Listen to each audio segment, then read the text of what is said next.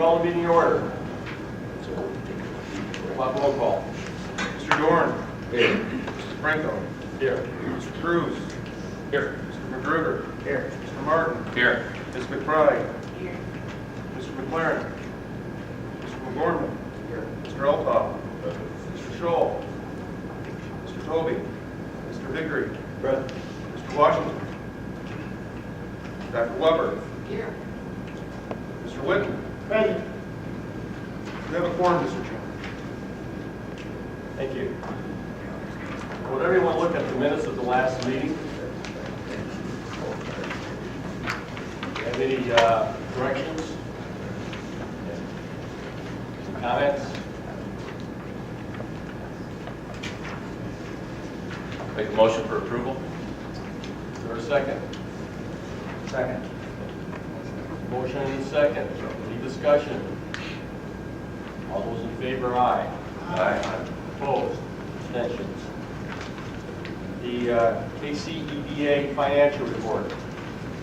Okay, you should have in front of you, hopefully I had enough copies, I'm not sure if you make it around, but 20 copies, so I apologize. It's a little short. You should have in front of you the financial statements for the month of April, which is April, and then the 10 months for the EDA fiscal year end. We ended the month of April with just about $18,000 in cash in the bank. Flip over to the income statement side. Total revenue for the month, which is driven exclusively by the Ken Hayes building, a little over $36,000, and excess revenues over expenses for the month of about $6,000. For the year, our revenue about $420,000, and you can see we're starting to break even, if you will, for the year to date.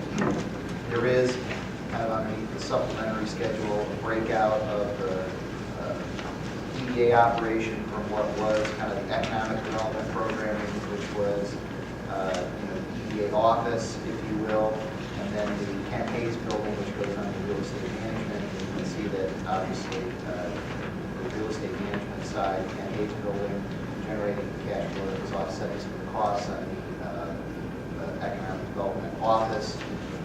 We continue to work with two tenants who are behind.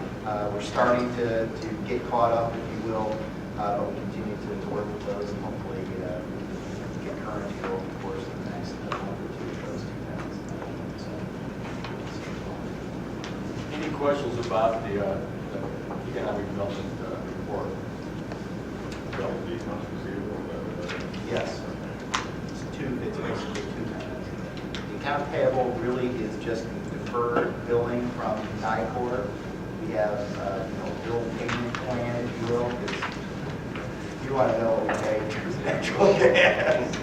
That's how we get Bernie to drive up every month. So the way we look at, you may or may not recall, but after Nancy left and we sent this work to Sue outside of Sioux Creek, we converted from a cash basis to accrual basis. So previously on our cash basis, balance sheet would not see that. When we convert it to accrual, we book all of the bills. For example, like an NICOR bill, for example, last month's NICOR bill was a little over 10 grand. So that gets booked even though we only made payments on our budget plan for like 6,000. So There were some other bills that even yet that just coming in. And ironically, I think that's why Steve Bertrand doesn't come here, because ComEd's next and we were asking for help from him. And so we're trying to get these old bills that were there before we ever took over. And I think we're on them now. We at least know where all the meters are. Still working on it. And that's not a tease. We actually had to send somebody through the building and place all of the meters of gas and electric. And we now know where they are. We have all the numbers. We're trying to identify who we had what, because in most cases we didn't know who was paying the bills, and it ended up that obviously the area jobs was. Jeff Jarvis is helping us putting out a print. We now have an as-built print of the place, replacing all those meters, and then we will identify them with the tenant. And prior to that, it was I'm not sure, but anyway, but we have a handle pretty much on all of the cost. Every now and then some scope pops up, but we're getting there. That's not uncommon. There's mall is a perfect example of managers in the property, something you don't know if they're moving or not. None of the job lists are figured out. Well, It's funny, but the bills keep showing up. Bernie's been great, and Very, very good. and Steve has everything now too. And it isn't simple because it takes a long time to go through all the meters. We found some lights, for instance, on telephone poles where the KTC drive, there was no lights out there, and all of a sudden we saw some lights up on poles, and we knew that if a light is on a pole, it belongs to ComEd. And after a while, we figured a few things out like that. ComEd came in and changed the light bulb. We were paying on it, but there was no light. And how we found that out was that the KCC wanted some light in the evening, and I think it was 8 light poles, if I remember right, that had lights on them that really weren't even working.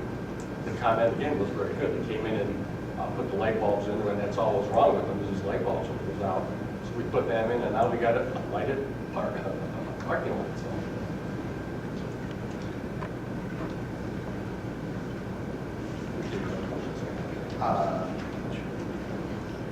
No.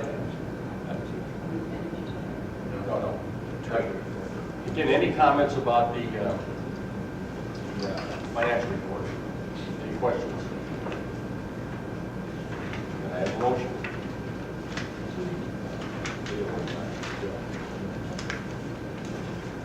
Any discussion? All those in favor, aye? Aye. Opposed? Abstentions? The President's report. Had a few things. It's been a pretty busy month with a number of things going on, and it's happy to say that. Got 10 things that I kind of want to go over very, very quickly. First of all, I want to thank those that are here today that attended our Axion meeting on Tuesday. It is our program in which we're starting to investigate the possibility of putting together a microloan program for Kankakee County in order to help develop startup companies and that sort of thing, to ensure that we're not just doing top-down economic development, but what I consider bottom-up economic development, getting those businesses off the ground, trying to get our local businesses to partner in that, and also using an organization that's established has a good track record recently, and that can help us with those type of loans that are $500 to, let's say, $50,000. And that way, we can get some money out there, we can get it working in the community. So that program is going along. Hopefully in the next month or so, we'll have that going. Where that money's coming from, for some of you that might not know, Kankakee County has a revolving loan fund program. It's got a significant amount of money, and we'd like to use some of that to start to put into a micro loan program, or investigate at least the possibility of doing that. As you know, and we have a representative of the city of Lawrence here. Unfortunately, one of our close friends here passed away since the last meeting. Mayor Singman.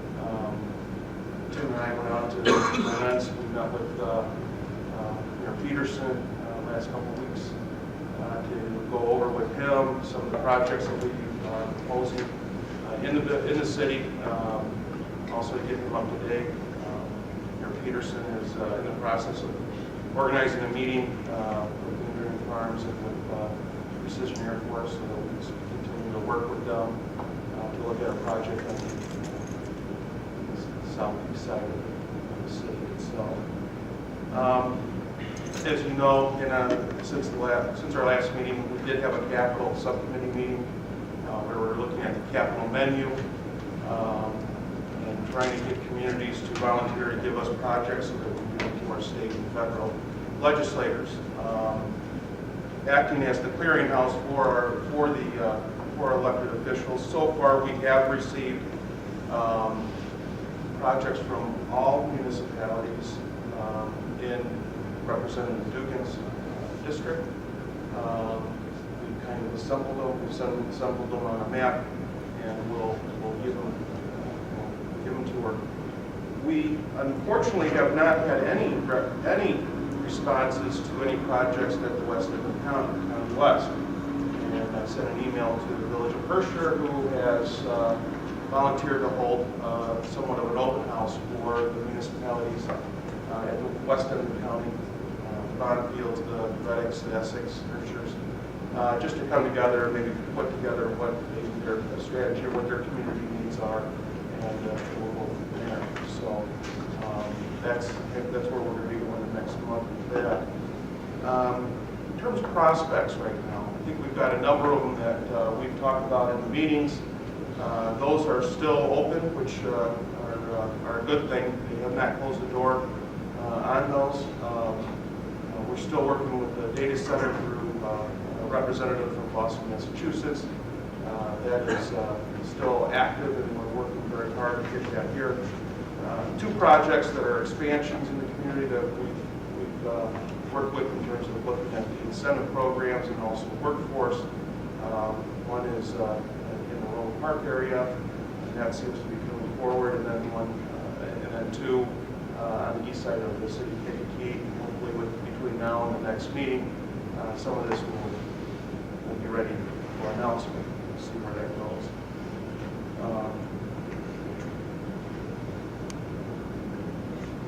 Will County Center for Economic Development had asked me to sit on and Carl to sit on an inland port study task force.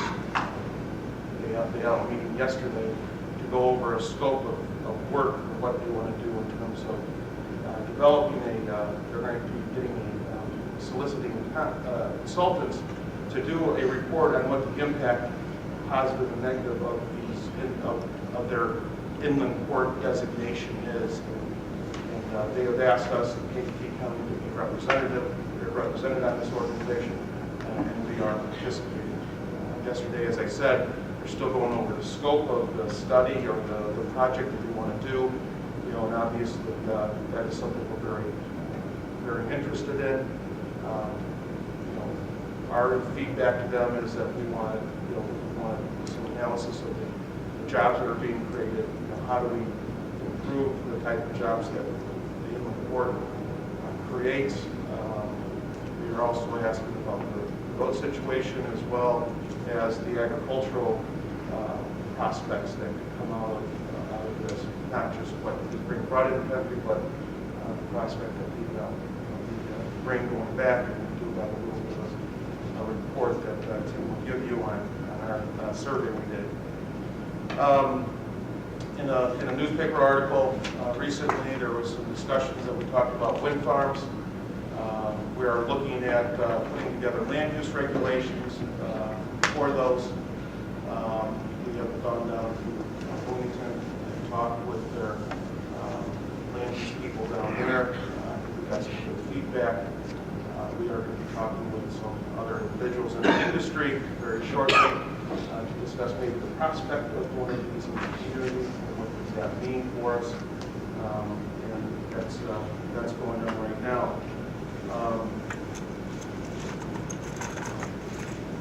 We have received a grant for $2,500 to update the Location 1 program that we've put together. That as we go through the summer was developed in Location 1, which for many of you recall, it's our national database of land and buildings that we can make sure that we have on site on the internet for site locators. And in conjunction with that, and in your packet with your agenda, you'll see a report on the number of hits our website hits on the average day and a month. It's significant. It's extremely surprising to see. It's a little bit down this month. I think that's okay. But as a response to that, we're working right now on updating the homepage, making it a little more easier to navigate through, and adding information as we go along. So we're keeping those things updated. And hopefully next month we'll be able to show you the new website as it is. Also in the agenda, you'll see the last page is a form for a program that Commonwealth Edison and Illinois DCO are putting on. for business, to learn more about how to conserve energy. As you see at the bottom, the program is being put on in partnership with our organization. So I wanted to make you aware of our participation in that. With that, I think that's important. Tim forgot to put his name on the agenda, and he's the one that did it. Just a couple things. The retention program is underway. We've got 8 different groups that are contacting 32 different businesses. We're having a little difficulty getting the businesses to get back to us and get appointments set up, but hopefully we'll be working through that, and over the next 30 to 45 days we'll be able to complete as many of those as possible. We're only going to be as good as what the businesses are going to help us, but that is underway. As Mike stated, we were requested by the Farm Bureau to do a survey of the elevators in the area to find out how many of them are taking part in shipping grain by the cargoes over to Elwood and overseas. And we did that, and out of it, we contacted 11 different grain elevators in the county of Kankakee. Out of the 11, 4 of them are shipping grain that way. They've been doing it for the last 1 to 2 years. And they vary anywhere from, the amount of grain they're shipping is anywhere from 1 million bushels to 10 million bushels. I think some of them more in the northern part of the county are using the system more than what some of the others are. They also say that this is still a very, very small amount of the amount of grain that they're shipping. They do it predominantly by rail and by regular semi to other locations. But they've all agreed that this is a good thing, that it has raised the price of grain in the Kankakee County area. That they all, 4 that are doing it, intend to continue to do that. They talked about that they've really had no problems as far as enforcement, truck problems, any complaints that the truck drivers that are loading these things up that are indicating that there are any concerns that they have. So, the Farm Bureau was glad to get this information, and I think this is kind of one of the side effects of the project over at Elwood that a few years ago that nobody could have foreseen that it's going to have an impact on our agricultural market. One other thing that Mike had me look into is we were very concerned when the unemployment rate spiked back in January. The unemployment rate in Kankakee County went up to 8.1%, yet we weren't aware of any drastic closures or anything that took place in the county area. So we did some study to try to find out what's going on and why couldn't we see this coming. And one of the things that I think that was pretty interesting that we found out is that the non-government workforce in Kankakee County, 55% of the people who live in Kankakee County, non-government, work in Kankakee County. But that means that 45% go outside the county to work.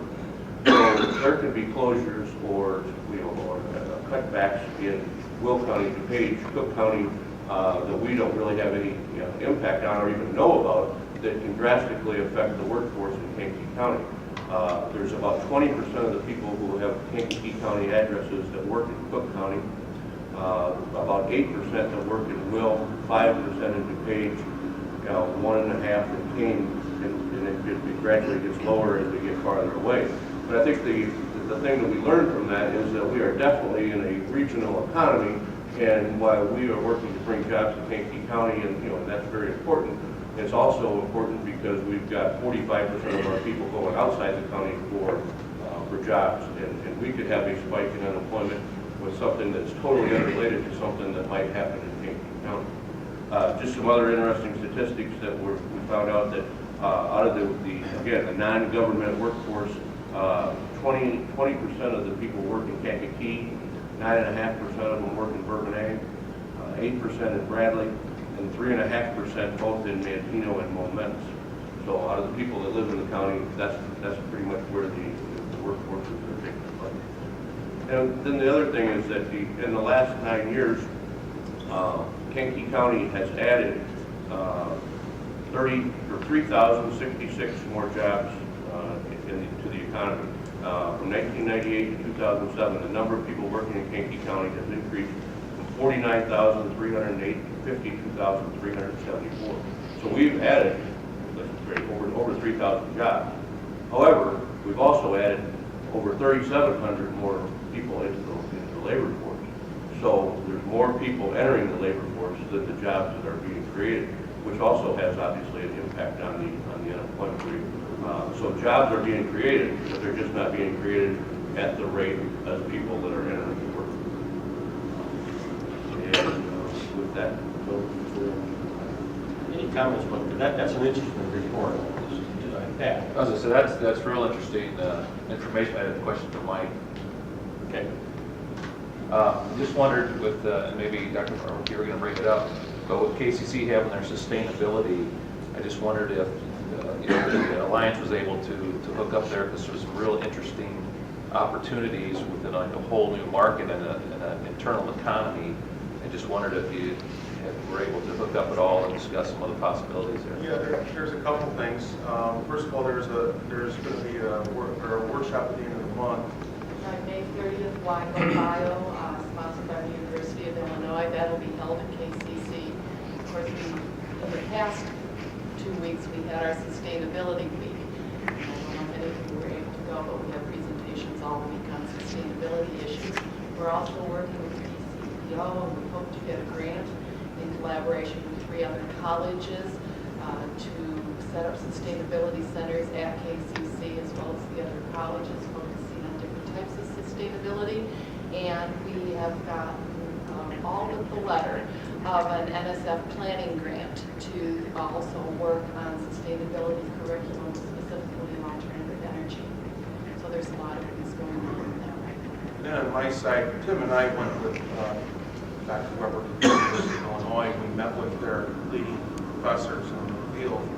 As a result of that, our job has been to go back and find some contacts in the private sector. We're currently in the process of contacting the community relations director for ADM and seeing if we can work with them, something in Kankakee County. However, they have a lot of investment in, I think it's Richland Community College and stuff like that. So, we're hoping that maybe we can do something, but that's kind of where we are with that. We're also talking with Lake County and Warrenville, Illinois, as we've been reaching out to this sustainability and also alternative energies. They are working towards some projects that are waste to ethanol type of things, and we're seeing where they are with that and how they've been able to succeed. And so we're talking about that. That's the question for For Tim, all those statistics you gave are very interesting, Tim. One thing, and I don't know if you can go into that a little bit farther, but what type of median wage for any of those job increases that are there? yeah, I looked for that, and these are statistics that came from the the U.S. Census Bureau and from the Illinois Department of Labor, and they label them as primary jobs, but the primary job did not have a dollar value with that. Because I looked at that too, as far as the jobs that were created, are they jobs that are $8 jobs or jobs that are $28 jobs? And there was no information about that were in the statistics. They labeled them as a primary job, but I couldn't find, maybe somebody else here knows exactly what the state determines as a primary job. any other questions, Tim or Mike? Leo? Yes, I'd like to ask Mike on the grant, the $2,500 grant for location one. On that 6,000 road, is there a chance of putting a moratorium on ground? I see there's signs for a lot of farmland for sale on 6,000 in the area where 6,000 road extended. Can we put a moratorium on that land? And if we get the 6,000 road, would have the land to put the road in? Well, I think, Leo, there's a couple things. I mean, first of all, and Greg is here from the village of Bourbonnais, but most of it is in the village of Bourbonnais, so that would not be something that us or would it be a community thing. But also, as we call it, as we get together with Greg, we've done a lot with that tri-village plan. We've identified what types of right-of-ways and curb cuts and things like that. And that's how it's been going. That's the direction for how we get what you're talking about a little bit. In terms of making sure that you have the right of ways, you make sure you know where the curb cuts are gonna go, you make sure you have proper setbacks, and the any uses that you want in the area in anticipation of an interchange or something like that. I was more or less referring to getting 6,000 from 65 all the way over to 57, even in the rural areas. Are we setting land aside for that? Well, not in I that know location. it's a long way away, but Not at this time.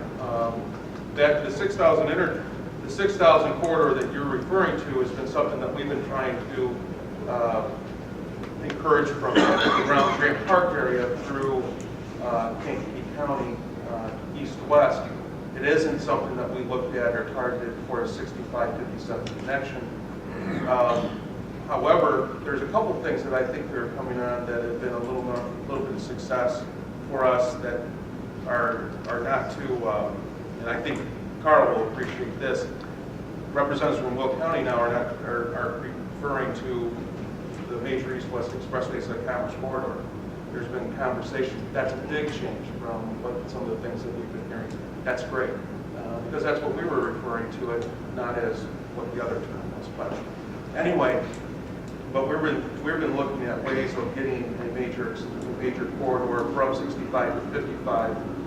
Will County's talking about that now, and hopefully between the two of us, some kind of partnership can occur where it would be mutually beneficial. That's more along the lines of what we're trying to look at. We've already had a very good meeting relative to that with the Will County people. There's about 14, and I think Carl's setting up a meeting right now with Will County again. And this time Kankakee County will go to that. Carl, do you want to make a comment about that? Yeah, we're just still trying to line it up. I've been in contact with the executive, Larry Walsh. He was going to try and get it for either this week or next week. Well, it's not going to happen this week. And next week is probably going to be a little bit too late now, the way it's going. But in the very near future, we're going to be talking again with their group. And, of course, the corridor will be on there, and the airport will be on there, and other issues that are common to both counties. So. Any other questions? Board member reports. Any different time? Yeah, I did. I told Mike to take his seat. I guess, a lot of news recently surrounding my employer, and I guess I should have a big button that says, ask me about my 7B. Much like the SBA has a 7A, you're familiar with that, I've got 7B, and that stands for billion. Our capital infusion makes us the most highly capitalized bank in our peer group, and we're pretty proud of that. And business as usual for National City. And we're ready to continue to meet the needs of our community and do our part. I'm going to ask her to identify yourself in the future. This is Matt Olszewski, who's president of the National City Bank here in Kankakee County. Some people let those. I appreciate that. Yeah, so I apologize for that's right. It was busy this morning. So if when I call upon you, would you identify yourself? Sherry. Chair McBride, County Board and Conference Park.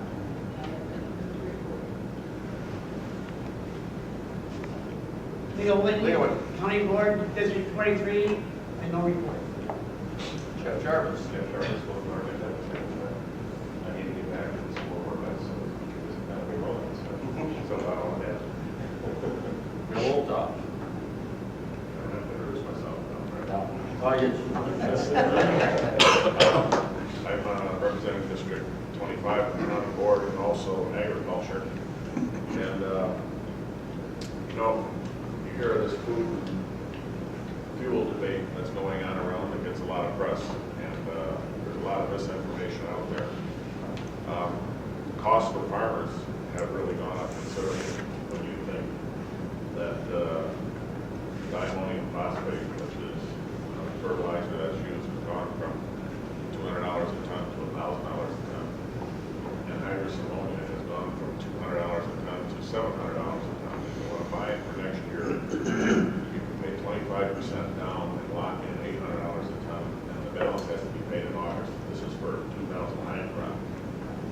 So what it's done is, yes, we have great grain prices right now, but the risk is just consumers are noticing food prices increases these days because prices are rising at a faster rate, 4.2% in the Midwest, than they have in the past 25 years, due to several complex economic factors. Major reasons are record energy prices, a weak U.S. dollar, higher labor costs, and strong international demand brought about by improved diets in developing nations. And China or India are the two huge ones there. You can imagine what 1.4 billion people improving their diet as far as meat goes, what impact that has on their need for corn and soybeans, mainly corn for feed their animals. They are the largest producer of hogs in the world and the largest consumer of hogs. There's a tendency to want to blame ethanol production for this, because this all started when ethanol took over. But that's not the case. A number of recent studies show that high commodity prices due to increased ethanol production and the flood of speculative money in the commodity markets have only a very slight impact on consumer food prices. The farmer's share of the food dollar is 19%. A $4.50 bag of corn flakes had 8 cents of corn in it. And now with the increasing corn prices, it has 16 cents. That puts it in perspective. A $1 increase in motor fuel prices has 3 times the impact on consumer prices as a $1 increase in corn prices. 3 times. A weaker dollar means Americans pay more for imported energy. For every dollar we spend on food at the grocery store or restaurant, 40 cents pays for wages throughout the food chain. Federal minimum wage, this is federal, went up 14% last year to $5.85. It will go up 12% this year to $6.55, and another 11% next year to $7.25. You know that Illinois is going to be $8.25. A weak dollar makes U.S. food cheaper in the international market, driving up demand for commodities like corn, soybeans, pork, and dairy. I had a Russian group, Philippine group, and a South Korean group on our farm last year. Their main concern was can you supply us the grain we need. They weren't asking about price. They just wanted to know if the supply was going to be there. Because of the low dollar, they can afford it better. And now South Korea has accepted biotech or GMO corn, which they had not accepted in the past. That's huge. That's going to be changing around the world for our exports. The underlying force driving changes in the agriculture industry along with the economy as a whole is overall higher energy costs. Commodities have long been viewed as a defensive asset class earning favorable returns in times of inflation at a time when stocks and bonds generally decline. But the recent flow of speculative money into the commodity markets is increasing price volatility, pushing up the prices of raw commodities and food products. Estimated investment funds in the Goldman Sachs Commodity Index have increased from $8 billion in 2000 to more than $103 billion today. The study showed relaxing the renewable fuel standards, which you hear that legislators in Washington are trying to do. I think there are 28 legislators that are pushing for relaxation of the renewable fuel standards. Does not result in significantly lower corn prices due to the ethanol infrastructure already in place, generally positive economics for the industry. The ethanol industry has grown at a faster rate than the RFS, the Formulated Fuel Standard, indicating that relaxing the standard would not cause a contraction in the industry. I think this slowdown in ethanol plants was good. There was an old rush mentality there for a while, where it used to cost $1.50 a gallon to build a plant, is now $3 a gallon because of the demand for stainless steel. Things just skyrocketed. And that's why I think the Kankakee plant was backed off because of that cost and the increase in corn prices. I think it's still viable, and still hopefully we can get something going here in Kankakee.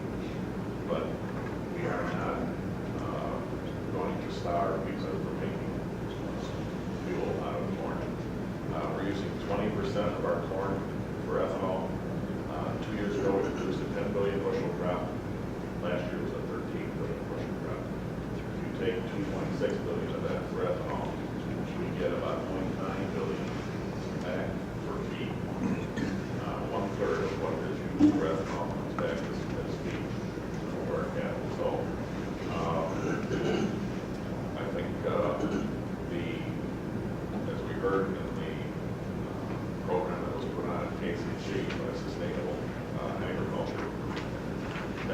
cellulosic ethanol is an answer. It's just as corn is a part of the answer, so is cellulosic. But I feel cellulosa's part is really valuable in the wood industry, wood chips that used left after just lumber and things like that is a natural for that. If you take miscanthus and switchgrass, which they are trying to develop now, you're going to take land out of food production to grow, and we don't eat grass. And what's left after that is not a viable product. So there might be areas in conservation reserve, which is only 30 million acres, that use some of that if the government would allow it to produce that cellulosic product. But we're quite a ways away from producing ethanol from that. There's this problem of dealing with huge amounts of material, both bringing in, trying to stockpile, and taking away. So there's a lot of research that has to go into that. It's valuable for the wood chip industry, and then also with sugarcane in southern parts of our country. That's what Brazil makes all their ethanol out of. And we develop something with that to help the problem. Anyway, I wanted to give you an idea here of the food versus fuel that you've got an answer. Very, very good report, Bill. Just farmers are getting hammered, the United States is getting hammered, and these are the ones that serve it. Very good report. It's too bad the media doesn't understand what they're at. Jack, can you got that? No, but I will second it. We want to vote on it. So Jack Dorney, part of the county, I have. Jim Vickery, County Board, District 2. The only concern I would have, passing along to Carl and everyone, is that the north boundary of my district is 12,000 north. And I'm seeing more and more activity on the Will County side in the building and the industry. And I hope that we can get Larry and the group at Will County to get a moratorium up there on building on 12,000 north, so that we can make that corridor happen someday between Route 1 and over to 57 and maybe perhaps on over 55. But I see more and more driveways going in and buildings going up on 12,000 north on the Will County side. That's all I have. Thank you. Tony? I'm Tony Humble. First of all, I'd like to thank Mike, Tim. I also met with Bill Young, I guess, a couple of weeks ago. I'm Tony Humble. I work with USDA Rural Development. I know a few of you guys here. I've been going back for a number of years down there. Jeff Bennett, Jeff and a few different deals. But the main reason I'm here, again, I work with USDA Rural Development, Larry Power Road, right next to the storage repair shop, USDA building. U.S. Department of Agriculture, I've been with them for 25, maybe longer years. Maybe I should mention that to you how old I am. So. But anyway, the reason I'm here, we have several programs that I wanted this organization to know about, and be a thought it would be a good opportunity for me to come talk to you guys about the programs that USDA has. We have so many programs, I really don't know where to start, but today I'm mainly going to concentrate on B&I, which we call it Business and Industry Loan Programs. I got some handouts. Can I take a minute to pass these out? Matt, you don't need one. I just gave you one the other day. Okay?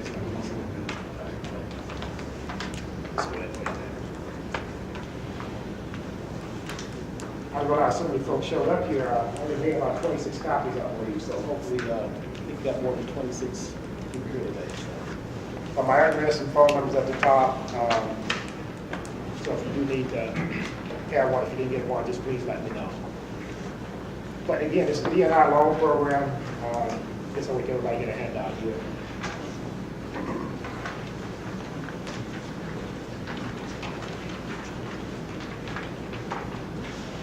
Tony, in the interest of time, you got a long way to go. Okay. I'll keep talking. Sure, that's fine. The Business and Industry Loan Program, the way it works is that we deal with lenders. It's a guarantee program, $25 million. A lender has a business, talking to the customers that, let's say, he wants to expand, refinance, bring new jobs to the community. Within this guarantee program will benefit that lender. It's an 80% guarantee program based on how many millions of dollars that lender wants to, get involved with. The only way it's going to work is the lender has to agree to work with that applicant together. They have a deal together, then rural development, they become vested with a guarantee on lender's loan. 80%, 70%, 60% based on the dollar amount that we're talking about here. Again, there is a 2% guarantee fee that will be passed on to rural development. Again, that's the charge for us for doing business with the lender. And that fee can be included in that lender's loan. We look at such things as real estate machinery, you know, as far as security. But again, it's just a guaranteed business loan program. You guys call it commercial loans, put it on the same thing. And again, it's a great program. I have the both Kankakee and Webb County. So, you know, you guys can talk about Webb County. Yeah, that's my area too. Mike should think about, I think, windmills or something like that. We also do that with this particular program too. Different program, but still up under USDA rural development. So again, for sake of time, that's all I can add right now. But you do have a phone number. You do have some websites on the very last page. So if you ever want to go on the website, please feel free to do that. And also my number and phone number. My number and name at the top of the handouts here. So no loans to racetracks or golf courses? Racetracks, golf course. One other thing, it's not eligible. Which I won't mention. Do it for a riverboat, Joe.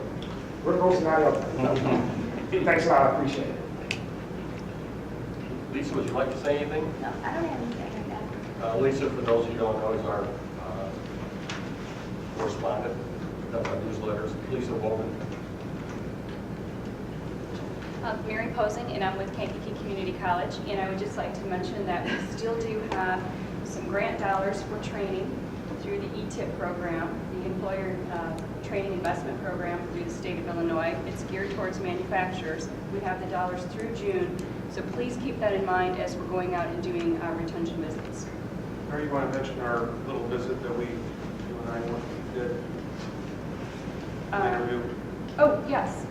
We interviewed two potential Illinois State University interns that were interested in coming here and working in collaboration with EDA and KCC on some projects. And I'm happy to say that one of the interns has accepted and would like to come here and work with both Mike and I on some projects. They're obviously different at both locations, but she will be coming at the end of August, and I'm sure we'll be bringing her to the meetings and introducing you and telling you a little bit more about some of the things that she'll be coordinating and working on. She'll be here with us for 11 months. They are focusing on community development. We came down, we met with Mayor Payton of Hopkins Park and tried to find some ways that she can help them out there. And the Mayor was very receptive to that.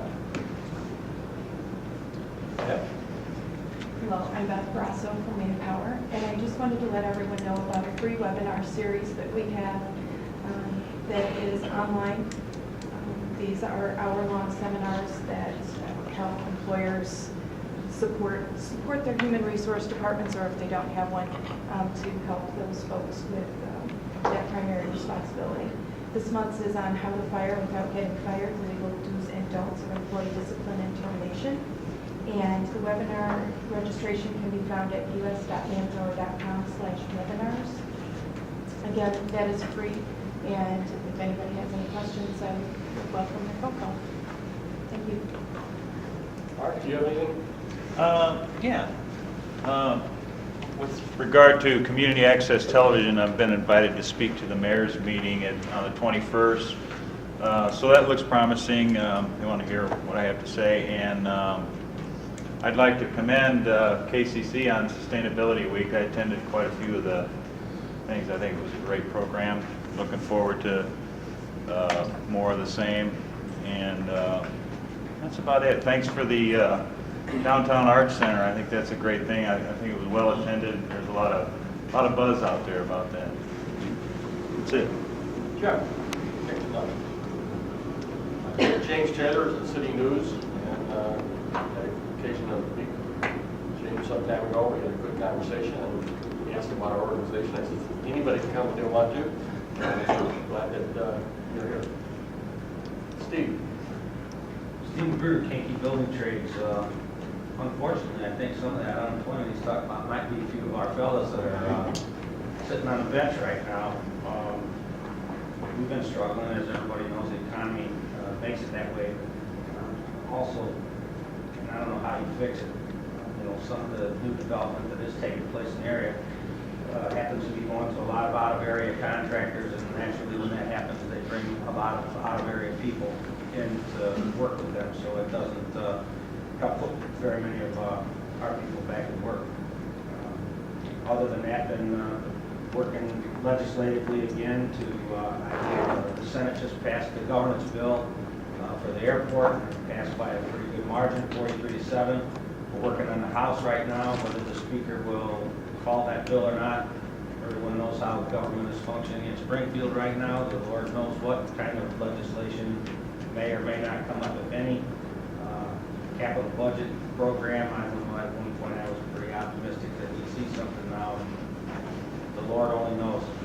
Those are things that the very contractors that make things happen in this area, they rely on.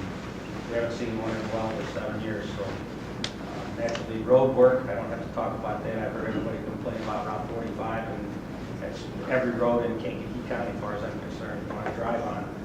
And until we see some type of a capital program, I don't see much out there other than, IDOT with their maintenance program is going to actually help and maintain any of those things. Jeff Bennett, Commercial. We're really optimistic in our office. We had in April, for several reasons, the best month in our company's history. Some of that is commercial projects take longer, and they all hit in April. And I think a lot of that hopefully rolls in to get your guys off the bench and to work. And I think, what I see happening is as we work together and with this board's vision, Joe's leadership, and these two guys implementing things, and those being Mike and Tim, they're really giving us some tools to go out there in the street and sell Kankakee County. And I think the flurry of interest is really been unequaled, and I think there's a number of projects about to be announced, let's say next month. Mike did something that we're trying to get in the hands of as many people as we can, and it was to study the housing starts in Kankakee County, because I think there's an exact correlation to the price correction that went on. And we feel once you can get your arms around that, there's been about a 20% correction in pricing. Sellers don't like hearing that. Those of you who put a number on your financial statement don't like doing that, But it's no different than the stock market. And I think there's a price correction that we can show. And what Mike did is went back over a 10-year period and looked at housing starts. And in 03, 04, 05, and 06, we got up to 500, 600 new housing starts in Kankakee County. If you go back to 02, there were 371 new homes built in Kankakee County. In 07, there was 361. It's yet to be seen what 08 is, but I think it'll be similar. And really what we look at in Kankakee County is we're back to that steady, pragmatic growth that we've always had. And I think the correction's taken place. I know Connie's shaking her head. I know that's the residential real estate, and we're really looking at primary jobs here, but I think it all ties together. And we're going to the International Council of Shopping Centers session in Las Vegas, because it's the retail and commercial guys that pay attention to what's going on with the housing starts. As long as they can understand it, they can figure out a plan to keep activity going forward. And I think when it was such uncertainty, we had questions as to how we were going to go forward. But right now, we're very optimistic. And I think, as you did, Bill, we're trying to get, I was hoping the Journal would be here. Frustration becomes, we report on this nationally. And it's the darling nationally to talk about this. Kankakee County's in a pretty good place right now. And in this national problem, we feel like we're a spot where there can be, progress being made. I look at Matt, and I look at Pat was here, and as we talk to you guys, I think you see similar progress being made. So we're optimistic. Thanks, Jeff. Greg? Greg Spathis, Village Administrator of Bourbonnais. Nothing new to report this morning, Mr. Chairman. Bill Yonka, representing the Kankakee Chamber of Commerce and Kankakee Development Corporation. And to reiterate a little bit with what Jeff said, I don't want to steal Connie's thunder, but we're working on a group of local chambers, realtors, and home builders association to put on an event to talk about the way we're positioned in Kankakee County, and really isn't the same story that's being told on a national level. And sticking with the kind of home topic for just a second, and there's not a lot of details to report right now, but I'm meeting with someone this afternoon. Mike will meet with them, taking around to different city leaders. Been to town a couple times, representing a very reputable firm that's done a lot of good work in Ohio and Indiana. And I think what is different about this as far as home building goes is that they build, and predominantly, they do infill lots in older areas. And I think that's the kind of thing that the city of Kankakee needs. You know, there's some areas some neighborhoods that can be shored up with some new homes and some new families and some people who can, working towards home ownership, some will be renting. But it's kind of, I think it's an exciting possibility, and I look forward to talking more about it in the future. Carl Cruz, County Board Chairman. I went to a meeting about 2 or 3 weeks ago. It was actually with the Southland Regional Update, or quarterly update of the Southland Economic Development Group. And there were just some things that I found really interesting what they were talking about, some of the presentations they had. And one of them basically really was the Chicago bid for the Olympics in 2016, I believe it is. And some dates that you may want to kind of watch on this. And the next round for the cutting off some of the finalists that are there will be in, it sounds like June 4th. So if Chicago makes that round, then they're in the very short list of where they're going to pick the finalists from. And in October 2nd of 2009, the finalists will be determined. So, you know, if Chicago can continue on, of course, it's going to drive them harder to be doing what they need to be doing. One of the things that they brought out, though, was the impact of these Olympics is going to be, they're estimating the impact will be within a 6-hour drive of what Chicago is, which to me sounded really extensive, but I know I can guarantee you we will be in the impact zone in Chicago because they're sitting there saying there's not enough hotel rooms for the 1 million plus visitors that they're going to get. I see this as a huge opportunity for Kankakee County and this group. So just keep those dates in mind and hopefully that will come to fruition. An interesting note, though, I'm sure many of you saw Mayor Daley's tirade about a month ago when CPA got stuck in one of the tunnels. Don't think that wasn't had anything to do with the CTA being stuck. I think that has everything to do with Chicago committing all of their infrastructure for these Olympics. And anytime something like that happens, it's a black eye in Chicago. So he was upset for a huge reason. So keep that in mind. Second thing that they talked about was the Ileana study.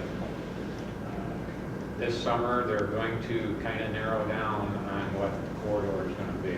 So, as Mike has alluded to, Will County's now started talking about it as a corridor, not the Ileana. This group is still calling it the Ileana. One of the main things, though, that came out was that they're talking about this still extending from 65 all the way over to the Prairie Parkway, which is what we've been talking about for over a year now. So I'm hoping that that's good for us, with what we've been trying to push, because knowing planners, they don't want